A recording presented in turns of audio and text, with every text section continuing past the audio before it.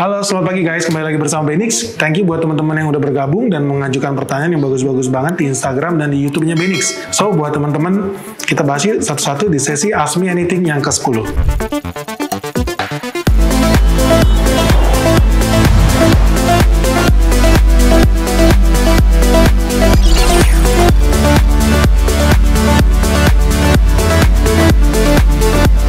Pertanyaan pertama dari David Sedan. Om Ben mau tanya indikator apa yang kita pakai untuk menemukan saham under value dan calon multi-bagger apakah cukup hanya dengan melihat PER dan PBV yang rendah? Oke, good. Jadi salah satu indikator dasar, apalagi kalau lu mau ikut seminar offline-nya saham Benix, itu lu wajib memang paham dengan apa yang dimaksud dengan PBV atau PER. Ini salah satu indikator yang paling basic yang diciptakan oleh Benjamin Graham. Jadi PBV itu artinya price book value. Jadi lu bandingkan nilai perusahaan dibandingkan dengan jumlah saham yang beredar, makanya lu dapat price book value. Kalau PER, price earning ratio ya. Jadi itu perbandingan antara earning dan harga saham yang beredar saat ini. Nah, apakah cukup dengan dua itu aja? Menurut saya pribadi, tidak. Kenapa? Karena kalau itu cuma ngomongin PER dan PBV, itu anak-anak bocah lahir sarjana ekonomi semua juga udah tahu gitu. Faktanya sarjana ekonomi, sarjana akuntansi, berapa orang sih yang bisa multi-bagger? Dikit bro. Artinya nggak kepake itu bro. Lo pakai PER sama PBV. Tapi itu bagus, itu dasarnya. Dan banyak orang yang percaya dengan itu, khususnya jebolan-jebolan Universitas Gramedia. Gramedia, Imagination Transform. Baca buku investasi dari Gramedia gitu loh. Prakteknya, ya sorry banget sih bro ya. Lu kalau misalnya dapat 30%, 50%, gua rasa masih cukup lu mengandalkan PER sama PBV. Itu sebuah langkah pertama yang bagus. Yang kedua, karena lu udah punya basic tahu PER PBV itu bagus. Kedua, lu cukup masukin tambah indikator sektoral. Jadi gini, lu hitung berapa sih sektoral, misalkan lu main di tambang, gue pribadi nggak suka, cuannya kecil. Nah misalkan di tambang lu udah lihat, oh PBV rata-rata 2. Misalkan di tambang nikel, rata-rata 2. Berarti kalau ada yang PBV atau PER di bawah rata-rata, itu masih murah, lu bisa masuk, bisa. Itu salah satu yang gampang ya. Tapi ada beberapa saham yang memang lu tidak bisa bermain seperti itu. Lu tidak bisa mengandalkan PER atau PBV. Contohnya misalkan saham-saham growth. Saham-saham seperti Goto yang masih rugi misalkan. Apa yang lu bandingin dengan PER orang perusahaan yang masih rugi, tidak profit, book value seperti apa yang lu mau pakai gitu loh. Karena sebetulnya asetnya itu aset digital. Mereka tidak punya gedung, mereka tidak punya tanah, mereka tidak punya pelabuhan atau dermaga atau airport, no. Aset terbesar mereka itu data gitu. Gimana cara lu memvaluasi sebuah data? Dan ini yang membuat banyak orang salah dalam menganalisis saham Goto. Analisis cap kaki 5 kalau gue bisa bilang. Mereka cuma baca book value-nya berapa, asetnya berapa, tanahnya berapa. Lu kira Goto itu bisnis ruko bro? Kagak bro. Ngapain lu hitung-hitungin? Tanahnya ada berapa, kantornya ada berapa? Enggak jelas ini. Nah buat saham-saham seperti itu yang lu harus pakai indikatornya, salah satunya adalah GARP. G-A-R-P. Growth at Reasonable Price. Bingung ya? Nggak apa-apa. Nanti lu Google aja maksud gue apa. Oke, jadi semoga cukup jelas. GARP itu dipakai oleh Peter Lynch. Gue juga salah satu yang pakai, tetapi bedanya gue akan komunikasikan itu dengan momentum, age, kualitatif, dan investigatif. Gue nggak akan beli saham yang gue belum investigasi. Investigasi gue lihat dengan mata kepala gue pakai produk dengan lidah gue. Kalau dia produknya baju, gue pakai bajunya. Jadi real. Kuantitatif, kualitatif harus oke, harus berkualitas. Age gue pahami dan momentumnya ada. Kalau dia tidak memasuki salah satu dari 4 kualifikasi yang namanya Mackey Investing, momentum, age, kualitatif, dan investigatif, gue tidak akan beli. Sebagus apapun PBV ataupun PER-nya. Kalau gue tidak lihat ada momentum, kalau gue tidak punya age-nya, kalau secara kualitatif tidak bagus, dan setelah gue investigasi, sahamnya belangsak bro. Jadi gue tidak akan beli. Saatnya kamu naik level lagi, pelajari yang namanya GARP, Growth at Reasonable Price. Pertanyaan selanjutnya dari Angga. Om Ben, saya baru belajar dunia saham. Saya belum paham baca candlestick. Saya mau nabung saham untuk jangka panjang. Pertanyaan saya, 1. Saham jenis apa yang cocok untuk nabung saham? 2. Gimana caranya memaksimalkan hasil nabung saham dengan harga yang terus berubah-ubah? 3. Kapan waktu yang tepat untuk membeli saham dan rutin? Mohon arahannya Om Ben. Jujur bro, di Indonesia itu tidak ada saham yang layak buat lu pegang dalam jangka panjang. Ada saham yang memang ditakdirkan untuk nyungsep 3 tahun lagi. Ada saham yang ditakdirkan buat naik 5 tahun lagi. Itu semua tergantung dengan skenario saham yang ada atau jenis saham apa yang ada. Jadi nggak ada saham yang memang betul-betul worth it untuk lo pegang seumur hidup, itu tidak ada di Indonesia ya. Kalau di luar negeri banyak. Contoh yang kita bisa ambil ya seperti Google, seperti Amazon, seperti Apple, setiap tahun ke tahun lu bisa lihat harganya naik terus, konsisten. Di Indonesia ada nggak? Hanya sedikit yang gue bisa bilang. Yang pertama tentu lu udah tahu namanya BBCA, saham sejuta umat. Tiap tahun dia bisa ngasih lucuan tuh 20% sampai 30%. Jadi kalau lu tanya Bank BCA, gue masih oke. Yang kedua mungkin sejenis kayak BBRI, itu juga masih oke. Nanti kita bikin analisa khusus untuk BBRI. Salah satu yang menjadi cukup berat buat gua di BBRI adalah faktor dia dimiliki oleh negara. Itu aja sih faktor pemberatnya. Ya di mana-mana biasanya yang dimiliki oleh swasta itu lebih profesional biasanya. Oke, lalu yang kedua pertanyaan kamu apa ya? Gimana caranya memaksimalkan hasil nabung saham dengan harga yang terus berubah-ubah? Oke, ada satu metode yang namanya DCA, Dollar Cost Averaging. Itu maksudnya gini, lu konsisten tiap bulan masukin 1 juta, 1 juta, 1 juta, 1 juta, misalkan di Bank BCA. At the end of the year, lu udah dapat cuan 20%. Kalau 1 juta tiap bulan, lu harusnya dapat 12 juta ya dalam 1 tahun. Tapi kalau lu taruh di Bank BCA, lu bisa dapat bahkan 15 juta. Jadi 12 juta lu berubah jadi 15 juta, lumayan kan? Jadi nggak ada waktu yang tepat, oh hari ini taruh apa, besok taruh, nggak ada. Saat yang terbaik buat investasi adalah sekarang. Satu hal yang lu harus pertimbangkan, jenis saham apa yang lu beli. Kalau lu beli saham musiman atau saham cyclical, lu harus pastikan lu belinya di bawah. Jangan lu beli di atas. Kenapa? Karena lu mau secanggih apapun, PR-nya, PBV-nya, ilmu, lu pakai jurus apapun, kalau lu beli di atas dan udah habis masanya, dia akan nyungsep, pasti nyungsep. Contoh, siklus yang kita lagi masuk itu batu bara gitu. Apakah batu bara akan terus naik? Enggak. Gue bahkan udah in-fact ngobrol dengan 2 perusahaan terbesar batu bara di Indonesia. Mereka sudah dikasih deadline. Sebelum tahun 2040, stok batu bara mereka harus sudah habis. Kalau udah habis gimana? Mau bisnis apa? Jualan udang? Kagak aja. Ini kan perusahaan batu bara. Jadi sebelum habis mereka pasti nyungsep. Sekali lagi, tidak ada yang namanya timing beli saham. Timing beli saham itu ditentukan oleh jenis saham apa yang lo beli. Ada 16 jenis saham. Apakah lo beli saham Kapalindo? Apakah lo beli saham Patriot? Apakah lo beli saham Deadstar? Sekali lagi semuanya ya kembali sama kamu. Kamu beli di saham tipe seperti apa? Ada saham yang secara khusus dia bakal naik hanya di bulan Desember. Ada saham yang pasti turun di bulan Mei. Ada saham yang pasti naik di bulan Agustus. Semua tergantung jenis sahamnya apa. Terus yang ketiga dan yang paling penting, lu kalau nanya candlestick sama gua sama aja bohong, karena gua juga nggak paham. Gue bisa cuan 500% bukan karena baca candlestick. Orang baca candlestick cuannya berapa sih? 3%, 5%, ke laut aja lu.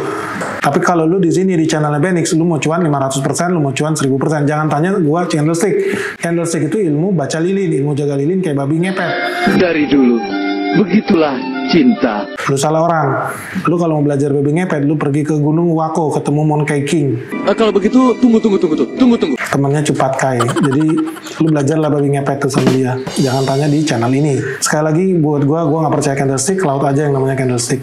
Pertanyaan berikutnya dari Musikin aja. Om Ben mau tanya kalau bikin skenario saham untuk dapatkan informasi atau sumber yang terpercaya gimana? Oke, di Indonesia, khususnya di saham Indonesia, itu cukup gampang karena orang malas baca. Jadi lu buat cuan tuh gampang banget. Lu mau bikin skenario, baca yang namanya CNBC, Kontan, Bisnis.com. Kalau lu ada waktu selingan, lu baca lagi Kompas sama Detik. Kalau dijawab secara jujur, apakah itu cukup?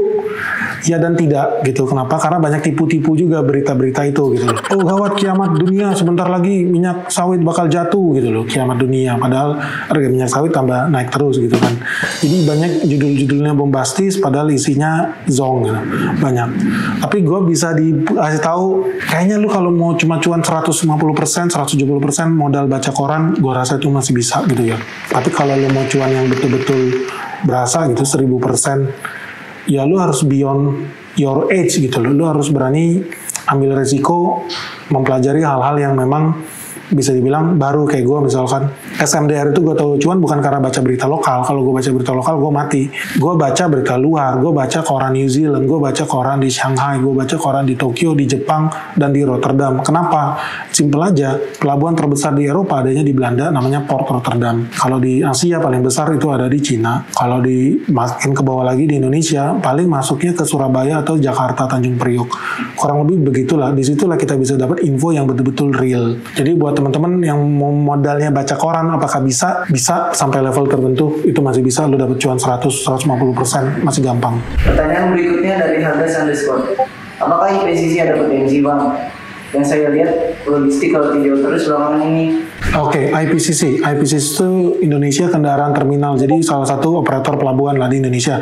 Tapi dia super spesifik karena dia handle stevedoring, mereka handle cargo dooring juga termasuk Vehicle Processment Center. Jadi sumber utamanya IPCC salah satunya buat pengiriman mobil. Jadi kalau kita ekspor mobil itu pakai pelabuhannya sih IPCC punya ini. Kemarin in fact itu ada satu pabrikan otomotif dari Korea. Mereka mau ekspor beberapa, kayaknya ratusan unit ya, 600 atau 700 unit itu dari IPCC. Kalau ditanya apakah prospek, kalau menurut saya pribadi ya, sebisa mungkin saya menghindari saham jenis Patriot. IPCC salah satu jenis Patriot, dan kalau bisa saya hindarin, kalau nggak terpaksa banget gitu ada saham yang nggak bagus, ya kita beli itu. Tapi kalau ditanya sekarang apakah saat yang bagus, atau pertanyaan yang paling gampang gini, apakah bisa kita kasih kita cuan 500%? Menurut gua nggak, terus terang aja. Pertama apa? Gajinya gede banget bro. Ini perusahaan Patriot udah pasti ya, itu punya gaji itu gede banget, sementara kinerja ya pas-pasan. Lalu yang kedua, mereka kemarin ada gosip lah bisa dibilang, masalah dividen. Gua termasuk orang yang anti bagi dividen. Ketika kemudian mereka sepertinya seolah-olah dipaksa untuk bagi dividen, dan gue melihat manajemen kemudian dirombak drastis, ya sepertinya gue melihat ini saham masih jauh lah panggang daripada api. Maksudnya kalau lu mau cuan gede di sini, menurut gue sangat-sangat terbatas. Faktor yang paling menyedihkan dan paling memberatkan adalah produksi mobil itu sebetulnya sedang terhenti karena faktor kegagalan chipset. Produksi chipset di seluruh dunia sedang berkurang. Mobil-mobil canggih, khususnya mobil-mobil kayak Hyundai gitu, itu chipnya ada banyak. Chipset apa? Chipset buat AC, chipset buat suhu udara, tekanan mesin, ECU, dan lain sebagainya. Itu semua pakai chipset, dan itu sedang berkurang. Jadi akan ada kendala yang tadi, kendala supply chain itu juga akan berlaku di sini. Artinya apa? Ekspor kendaraan kemungkinan tidak akan sebanyak seperti yang sudah-sudah. Kalaupun iya, bisa banyak. Ada risiko lain tadi, risiko kegagalan manajemen baru. Apa betul manajemen baru ini lebih buruk? Lebih buruk. Manajemen baru ini lebih jelek. Kok lebih jelek? Maksud gue, apakah manajemen baru ini lebih hancur? Jadi lebih hancur lagi. Aduh. Jadi kalau ditanya apakah ini bagus, banyak hal yang harus kita lihat. Apakah manajemen baru ini tunduk pada kementerian? Apakah manajemen baru ini pinter bermain politik gitu? Namanya juga saham Patriot, lo harus tahu ini Apple Washington buat si Anu, ini Apple Cianjur buat si Anu gitu. Dia harus pinter-pinter lah gitu loh. Kalau lo mau ambil cuan cuma 50% di sini, apakah ada kemungkinan? Ada kemungkinan. Tapi judinya terlalu besar. Tadi nyawanya. Dividen dia wajib setor sama negara. Yang kedua saham Patriot. Yang ketiga manajemennya manajemen baru. Kita nggak tahu manajemen yang baru ini lebih belangsak apa lebih hancur daripada yang sebelumnya. Nah, gue nggak mau ambil resiko kenalan sama manajemen baru. Mahal banget duit kenalan kita, taruh saham di sana, kenalan setahun boncos kan. Jangan. Mendingan kita lihat dulu aja manajemen baru oke atau tidak. Cuman 2 tahun lagi ganti presiden bro, 2024. Apa jaminannya manajemen baru juga masih dipelihara sama presiden yang baru? Nggak ada jaminannya. Pertanyaan berikutnya dari Yanto _ Rahman. Bro Benix, apakah untuk meraih profit 100% bahkan 1000% tidak berlaku bagi yang invest menggunakan metode DCA? Jadi metode DCA ini sebetulnya namanya dollar cost averaging ya. Jadi konsep ini lahir ketika ada orang mau investasi itu supaya resikonya tidak terlalu tinggi. Ini kan volatile. Kadang-kadang, ini gue bisa gambar nih. Mau nggak lu gambar? Boleh. Jadi ini harga saham. $1, $2, $3, $4. Konsep DC adalah cost averaging. Itu mau meminimalisir resiko lu punya. Let's say harganya 1. Lu beli di sini $1. Naik lagi $2. Lu beli lagi di sini $2. Naik lagi ke $3. Lu tetap lagi beli $. Tapi kemudian dia akan turun ke $2. Lu beli lagi ke $1. Kalau seandainya lu pakai metode lump sum itu langsung masuk jegrek di 2, misalkan duitnya habis, ketiga lu nggak bisa beli, masuk lagi turun lagi kedua lu nggak bisa beli, bahkan turun lagi ke 1 lu nggak bisa beli karena dia udah habis di 2 nih. Lu beli sebetulnya kemahalan. Iya kalau lu belinya 2. Gimana kalau ketika lu masuk harganya di sini? Terus kemudian turun, yang ada lu kan minus. Nah, dollar cost averaging itu bilang dibanding lu nyangkut di 3, berapapun harganya hari ini, lu beli aja di sini 1. Oke, lu punya barang seharga $1. Naik lagi kedua, oke, lu punya barang seharga $2. Naik lagi ketiga, oke, lu punya barang seharga $3. Total lu punya 3 lembar saham. Satu harga $1, $2, $3. Total senilai $6. Ketika kemudian nanti dia naik lagi di sini, mungkin ke harga $4 per lembar saham. $4 kali lu punya 3 lembar ya. 1 lembar pertama, 2 lembar, 3 lembar. Ini lu beli seharga $3, ini lu beli seharga $2, ini lu beli seharga $2. Total lu $6. Punya berapa lembar saham? 3. Ya, untuk 3 lembar saham. Di sini harganya sekarang udah naik nih. Per lembar jadi 4. Kalau lu punya 3 lembar kali 3 sama dengan 12. Ya toh. Lu udah untung berapa persen? 100%. Lumayan kan? Bayangkan ketika kalau seandainya lu lump sum, lu nggak DCA, nggak averaging, lu bullet bread beli di sini 3. Oke. Duit lu cuma berapa? $6. Berarti sih cuma bisa beli 2 lembar dong. Cuma bisa beli 2 lembar plus 2 lembar. Lu punya 2 lembar saham. Harganya 2 kali 3. $6. Betul? Ketika kemudian saham itu naik ke $4 per lembar, pengali lu cuma berapa di sini? Cuma 2. Total aset lo jadi 2 kali 4 sama dengan $8. Dari 6 ke $8 itu cuma naik berapa? Cuma naik $2. Artinya cuma naik 1/3.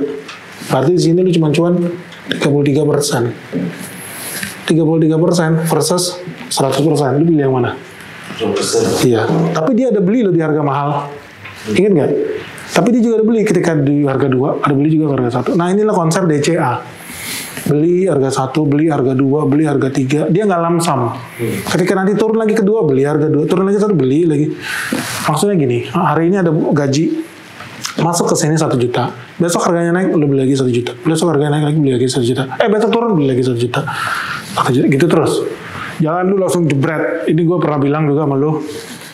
Kalau lu mau ngetes kedalaman sungai, jangan pakai 2 belah kaki lu. Siapa tahu di bawah arusnya dalam, lu nyungsep, jatuh, lenyap dari dunia ini. Jangan. Testing dulu aja 1 kaki dulu, atau pakai tongkat kalau perlu. Masukin 1 juta, 1 juta, 1 juta, 1 juta. Nah, DCA, sayangnya, menurut gua, metode yang salah kaprah dan salah total. Kenapa? Karena akibatnya lu jadi cuan cuman 100%. Bayangkan, kalau lu punya duit $6, instead of lu beli 1, kenapa nggak lu langsung beli ketika di bawah harga $1? Langsung lu beli 6 aja. Jadi langsung lu beli 6 lembar saham. Oke, dikali berapa? $1. Sama dengan lu punya 6 lembar saham kan? Setara $6. Ketika dia naik ke $4 per lembar, lu punya 6 dong. Ini dikali berapa? Kali 6. Sama dengan 24. Lu bayangin $6 berubah jadi $24. Jadi buat orang-orang yang masih pemula, ya gue sarankan lu main dengan yang namanya DCA. Tapi buat lu yang bisa dibilang cukup berpengalaman atau lu udah 2 tahun atau 3 tahun lah di pasar modal dan lu memang punya waktu luang buat baca, buat riset, metode DCA ini salah total. Bukan cuma gue yang bilang, tapi Peter Lynch atau dia punya firma investasi namanya Fidelity, mereka anti dengan yang namanya DCA. DCA ini menurut mereka salah kaprah. Kenapa? Akibatnya lu tidak cuan $24. Kalau lu pakai metode DCA, tadi lu cuma bisa cuan, ingat nggak? Berapa? Kali 3. Lu cuma bisa cuan $12. Ini pakai DCA nih. Kalau pakai metodenya Peter Lynch atau Mackey Investing, lu bisa cuan $24. 6 atau 24, gue sih pilih 24. Tapi buat teman-teman yang baru mulai di dunia investasi, ya boleh aja ngerasain yang namanya DCA. Jadi resiko lu gak terlalu banyak. Kalau gue sih tidak. No thank you lah bro. Rugi lah orang bisa cuan 24. Lu tau gak sih 24 ini berapa persen? Ini lu naik 400% coy.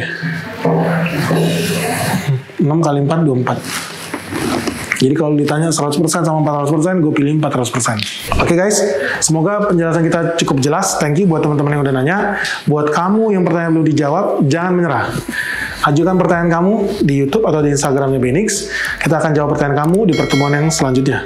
Oke, salam sehat, salam cuan, bye-bye.